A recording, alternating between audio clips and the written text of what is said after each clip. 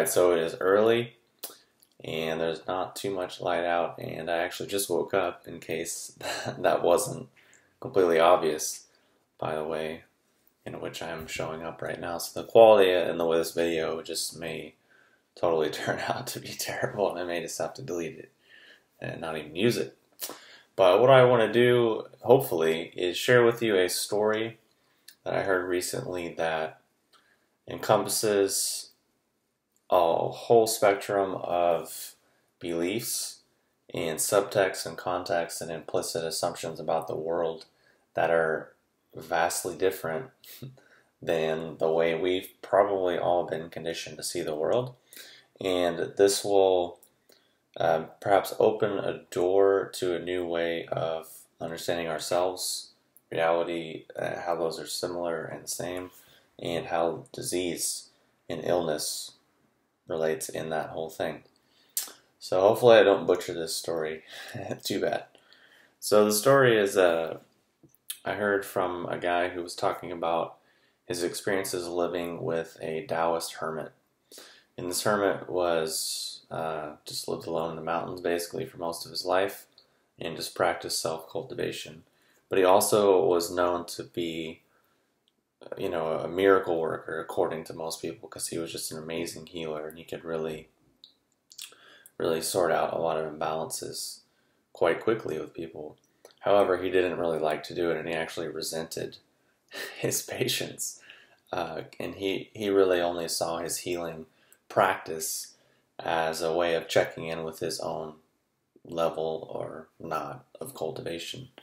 And that's why he would just live on the mountain, come down into town, do a bit of healing. But yeah, that's what I thought, and then leave. And there'd still be 30 people lined up waiting to see him. He would just leave. So the guy, and even then we probably already have judgments. Oh, he's an asshole. Oh, how dare he? Oh, he's supposed to do this. He's supposed to do that. Already our conditioning is firing off. I would imagine, which is fine, but that's different video. So getting more into the story, that's just the context. The guy was talking about how, he met this guy, and after a while they built a rapport, and he's like, okay, I have a good rapport with this guy. I kind of know him, and we have, he's an amazing healer.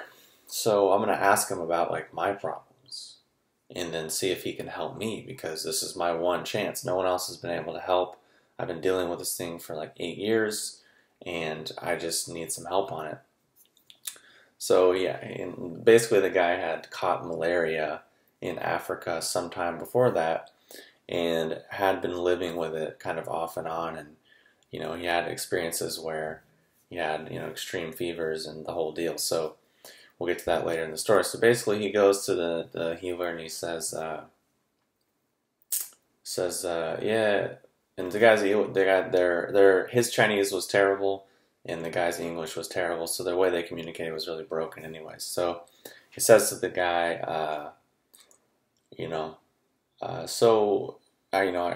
I've had malaria for like a long time, and it comes and goes, and I get all these fevers, and I get really sick, and I think how can we, can you heal this? Do you know about malaria?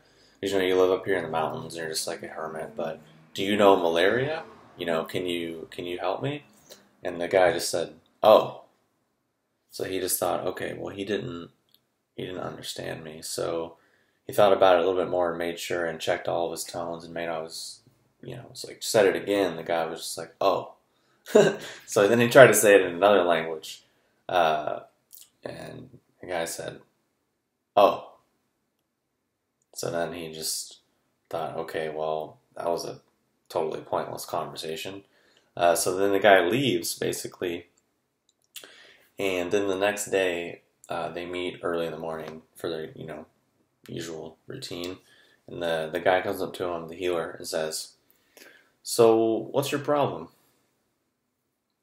And the guy's totally confused. He doesn't really know what is this guy talking about? What's my problem? He's like, where do I begin? Where do I begin with what my problem is? But then he realizes, oh, he's probably talking about what I brought up yesterday. So the guy says, what's your problem? And he says, oh, well, malaria. And the guy again says, oh. So then he says, oh, well, why don't you like it? So why don't you like this? What's your problem with it? And the guy's confused. It's like, well, what do you mean it's my problem with it? It's fucking malaria. Like, this is a deadly thing. Like, of course I'm gonna have a problem with it. And then he says, well, no, why do you have a problem with it? And he says, oh, well, I get 105 plus degree fevers. I'm in the hospital for a few days. I'm out of commission.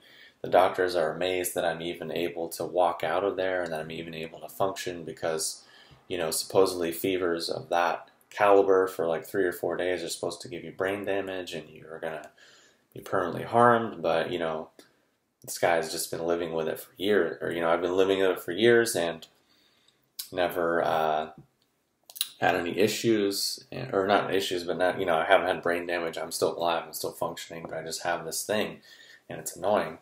And he says, oh, well, what does that help you do? I was like, what? What does it help me do? It's like, it's a fucking disease. It's an illness. It's like, of course it doesn't help me do anything. It's terrible. I have to get rid of it. It's evil. And then the guy says, oh, no, well, what's it helped you do?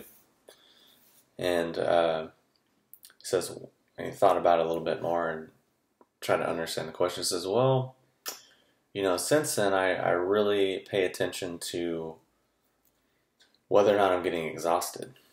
Because I noticed after a while that once I started to get exhausted or work myself too hard, then this thing would come back and then I'd have to deal with it again.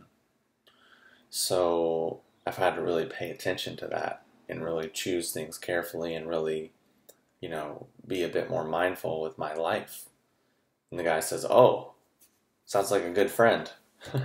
He says, why do you want to get rid of your friend? How many friends like this do you have? And then that was pretty much the end of the story, the interaction.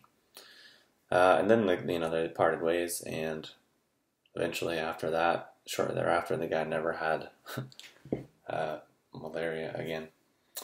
But anyways, that just sums up a lot of healing philosophy, a lot of deep philosophies about life in general. Hopefully I didn't butcher the story too bad.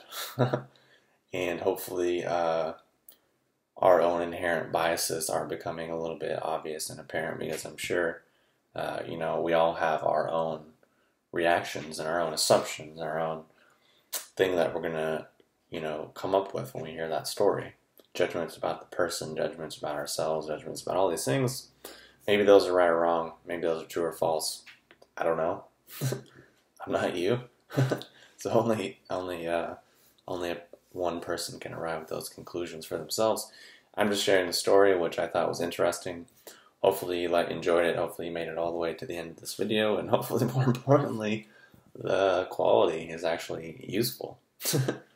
So thanks for watching. And subscribe to my channel, like the video, post a comment, and I'll talk to you soon.